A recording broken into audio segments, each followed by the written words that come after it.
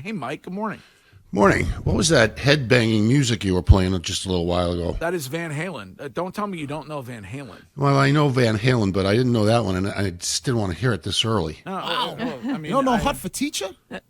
this is the problem when you retire on Cape Cod. You turn into like a 90-year-old man. I mean, you're not used to. It's not loud showing his age. I don't know that song either. Yeah, but that's like You one know, of the, screw you, Greg. Yeah. it was like one of the biggest songs, probably like in Mike's heyday. Well, of course. Hot for Teacher. Right. The Back video when, was amazing. like back in that was like 1982. You were Right. probably like going into the stands, beating people with their own shoes at that point. I think you're right. But actually, I'd already done that a few years earlier. I've matured by then. What are your? I mean, listen. Before we get to hockey, what are Do your you three- really want to read Matthew Perry's autobiography? Yes. No. Come Well, on. I've heard he does. I mean, Absolutely. Yeah, you do. Did you watch Really? the interview, Mike? It I was- didn't watch it, but I was listening to you guys talk about it. You know, he's making out with Valerie Bertinelli while Van Halen was passed out. And good guy. Really want him on my team. Well, he had a serious drinking. I bet that he tells the story in relation to his drinking and how he regrets it. Probably. That would be my guess. But he doesn't regret it. Mike's right. He doesn't regret it so much that he doesn't mind sharing it with the world when Eddie Van Halen has passed away. Yeah, that's fair. Yeah, I'm not writing mine. I thought about it, but I'm not writing mine. Just too many moments, you know. You're no pillow talker. What are you? Hey, so just real quick, rock genre only. Your three favorite bands, if not Well, Van Halen. Give me a minute and I'll think about that while we talk some hockey. How about that? All right. So, Well, you got to say the Rolling Stones right off the bat, right? Okay. All Okay, I'll give you that. And I don't know if you know this or not, but the famous Rolling Stones logo came from Courtney's lips. Oh my! I knew you were going there, Mike. Don't listen to them. no, I try not to, Courtney. I'm surprised Me he hasn't too. said the Beatles. I was going to say the Beatles, but I don't. Are they a rock band? I guess they are. Sort of. Yeah. I mean, yes, they are. Yeah. Okay. Put them up there, and I'll think of the third one in a minute. Okay. All right. So listen, I know it's early, but I feel like these guys ought to be picking which day they want to take the cup to their hometown when it comes to our Bruins. Listen, it's been fun to watch, hasn't it? I never thought it was coming to this. It's been an amazing ride for 10 games of the season, and I think the coaching change did make a difference. Yeah. I don't know, systemically, are they doing anything dramatically different? I don't think so. I mean, they've asked defensemen to join the rush. That's not a new system. It's not hardly unique, and they're still having some moments defensively. But I think what's making them as effective as they are is their best players are playing as well as they've ever played. I mean, the goaltender didn't have a good night, Ullmark, against Pittsburgh. He still managed to come in relief of Swayman after he was pulled and Swayman got hurt, and made 9 saves and won a game. Hampus Lindholm looks like a steal now for Don Sweeney and Cam Neely. I mean, he's been incredible. Pasternak in his contract year, he's never played any better, clearly. Marchand comes back off a double hip surgery and looks like he's the bionic man. I mean, the guy, he's flying. It's remarkable. And then Bergeron, he was on the brink of retirement. Now he looks like he's 25 again. So I think it's been probably a change in attitude, change in approach, more than systemic stuff that's kind of given them a new breath of fresh air. And it's worked out amazingly. And you know what? The rest of the conference isn't as imposing as it once was. I mean, the team behind them in the conference right now is New Jersey. Who saw that coming? I mean, it's been Tampa Bay has fallen a bit, and they're not as formidable as they once were. So the door has swung open, and the Bruins have pushed it wide open with their play in the first 10 games. A long way to go. I don't want to get too excited, but it's been great to watch. But you're still getting McAvoy back. I mean, we talked about this before with you when it comes to attitude or digging deep. I mean, is it a factor if Patrice Bergeron has told them that this is it? I mean, can that provide a team the additional oomph that they need? First of all, I don't think he'd say that. And I don't know that, I don't know that there's that much of a motivational weight to that kind of a statement, but maybe he makes it in the start of the playoffs or in the start of the Stanley Cup Finals, and you might get some carry out of that. But I think at this point, it's just a matter of guys hitting their stride together, and I mean at every position, strength down the middle. You have Lindholm playing so well at defense. You have the goaltender playing so well, and you've got two top centermen. Although Krejci's missed a couple of games now, but it's been remarkable to see everybody hitting their stride as well as they have at the same time, and that's what makes for a fun ride. Mike, where does Don Sweeney go to get his reputation back after the 3 months of everybody in the Bruins media just crying about the treatment of Bruce Cassidy and how wrong it was to get him out of here? I think he doesn't have to go anywhere. He's got some work ahead of him, by the way. He's got to figure out how to squeeze in Charlie McAvoy in the salary cap. He's going to make some moves at some point. I'm not sure how that all breaks down. But as far as I'm concerned, he doesn't have to do anything to get his reputation back except point to the standings.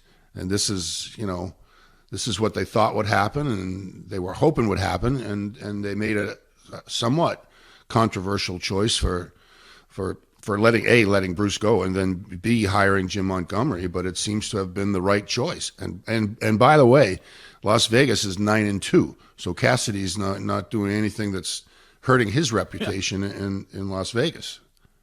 Well, there are some sources out saying that they look at guys like Craig Smith and they don't think that he will be here come the trade deadline. I know that that's far away when you look at it, but when you think about McAvoy coming back, who's a guy that you would send packing? Well, I haven't seen anything from Mike Riley that would make me want to keep him around, but I haven't seen anything from Mike Riley that would want me to trade for him if I were a different GM. And Craig Smith I thought was a pretty good player, but he's lost his way, and I'm not sure why. I think he's probably just, in his own mind, slipped down the depth chart, and his role has been diminished to the point where he's lost his confidence. Now he's hurt, so we'll see what happens, but I don't think there's going to be a huge market for him. That's why I think that whatever move he makes is going to be a difficult one, because for some of the players that he wants to rid himself of, that there's an obvious reason not to take them if you're an opposing GM. Mike, one of the things that we've kind of always talked about with this team where they kind of struggled in the postseason was the secondary scoring. And now you're starting to see them obviously they're getting scoring from their top line, which is their new perfection line. But you're starting to see the secondary scoring there. What's more important to have in the playoffs is your elite players playing to the elite level, or maybe they're playing down a little bit, but you having the secondary scoring that you need. When people focus on their responsibilities in the playoffs defensively, which every team does, and you have a game plan, and you're going to play somewhere between 4 and 7 games against the same opponent, you've got lots of work to do in front of you and present to the players. It's going to slow down your top guys. And so therefore, you're still going to need some production from them, but it's going to be reduced, which means, your third and fourth lines have to chip in. And, they definitely did against Pittsburgh. You see Coyle with a goal. You see Lauko with a goal. I mean, those are the kinds of things that need, and Foligno with a great pass, by the way, to Lauko on his first goal. So it was a night where you could see that happening, and a night where they needed it because they were down by 3.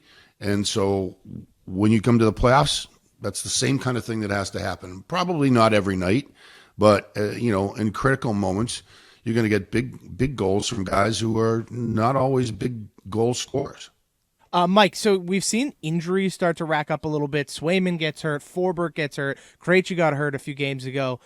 If this team starts to suffer injuries, is there enough depth here, do you believe, that they can at least tread water and continue to play at a relatively high level until they get healthy again?